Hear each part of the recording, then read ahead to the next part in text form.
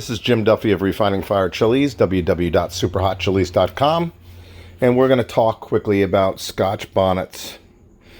Now, there's two things out there that are incorrect about Scotch bonnets. One of the things is that if it doesn't have the bonnet shape, it's probably not a bonnet. Keep in mind that a lot of sellers of seeds, plants, and etc. Try to give the impression of that. So they'll only show you the pictures of their bonnet pods instead of all the variations. We here at Refining Fire Chiles, we like to show the variations on the plant and after we've picked. So you can see that all bonnets do not have that shape. Plus, there are bonnets that are just large Capsicum chinense species, which we're going to show you one tonight, that have large wrinkled folds in the flesh and no bonnet shape at all. And in the Caribbean, they call those Scotch bonnet types. Also in West Africa, where some people from the Caribbean migrated to back and forth hundreds of years ago. So, with that being said, we're going to show you one of those types, and that's the Trinidad Red Scotch bonnet, which really doesn't have a bonnet shape, but you see the wrinkled fold in the flesh, the large wrinkled fold, and you can see the pods are pretty huge. This is a Trinidad Red Scotch bonnet. Now, you can argue all you want that these aren't Scotch bonnets, but the people in the Caribbean who live there and have their culture and have been growing them for probably hundreds of years call these Scotch bonnets. And their relatives in West Africa also call peppers like this Scotch bonnets. So you can go argue with them. It's a Scotch bonnet type. Let's just put it that way. So, Trinidad Red Scotch. It's got a very good hot heat. Very fruity. You could say it has a Scotch bonnet-like flavor. Trinidad Red Scotch bonnet. Moving along here, we have the MOA Yellow. MOA Yellow Scotch bonnet does produce some pods with a bonnet-like shape. Here's a couple of them right here. Okay? So it's the MOA Yellow. They get yellow to yellowish orange. They don't stay a bright yellow, at least not growing here in California. They have fruity tones and a good habanero heat level. Now, you will also, from time to time on Scotch bonnets, every type I've grown, you will see little tails. And people will say something like, a scorpion must have crossed into the Scotch bonnet. Well, think about it. A lot of scorpions have a bonnet-like shape, and they have a tail. Is the Scotch bonnet part of the bloodline of the scorpion hundreds of years ago? Most likely it is. So, the scorpion is probably a cross between the Scotch bonnet type and the red Trinidad 7-pot. But no one knows that for sure because there's no documented history about it through the centuries, so we can't really tell. And then in Scotch bonnets, you're going to get some large pods that just have the large wrinkled folds. I call these folds where my finger's sliding through, or grooves in the flesh. You're going to get that. And no bonnet shape at all. And this is in the MOA. Now, these seeds were through CARDI, Caribbean Agricultural Research Development Institute, which oversees chili agriculture throughout the whole Caribbean. So I think I did get a good source of seeds. Here's another one, getting a little pointy tail at the tip, but the bonnet-like shape. So you're going to get many variations on the Ministry of Agriculture, that's MOA, Scotch bonnets.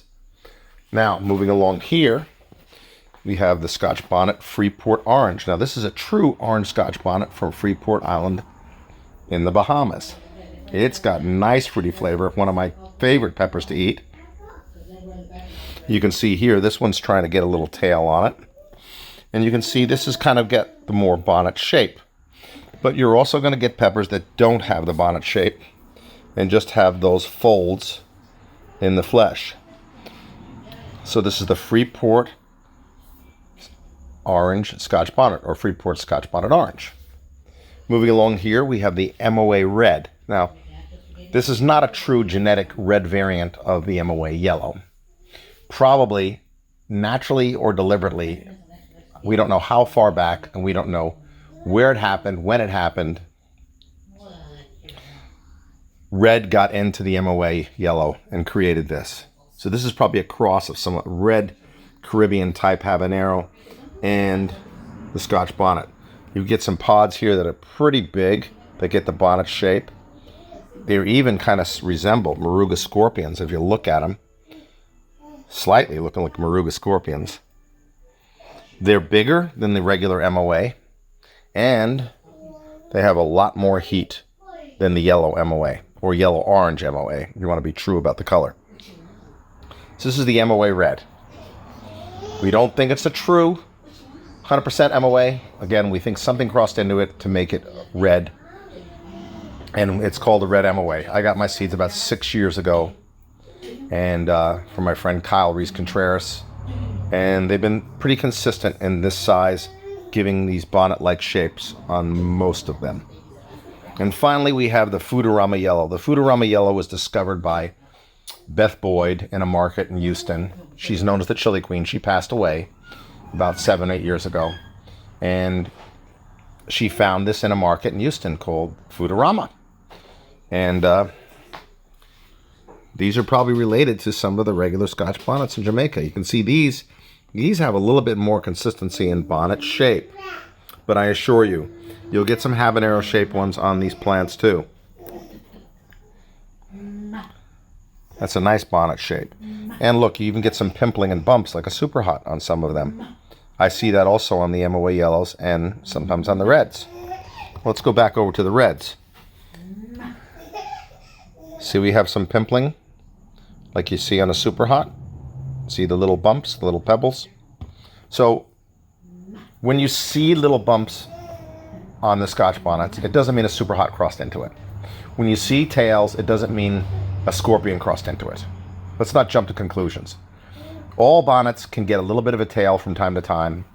All of them will not consistently have a bonnet shape, especially the bonnet types that have no bonnet shape, like the Sapphire Red and the Big Sun from Africa, and the Antilles Red Caribbean from the Caribbean, and the Trinidad Red Scotch, which I first showed you.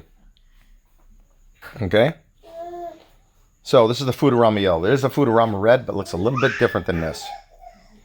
So, just wanted to give you a brief education on Scotch bonnets. If you have any questions, feel free to message me or email me. This is Jim Duffy, and I hope you've learned something about Scotch bonnets.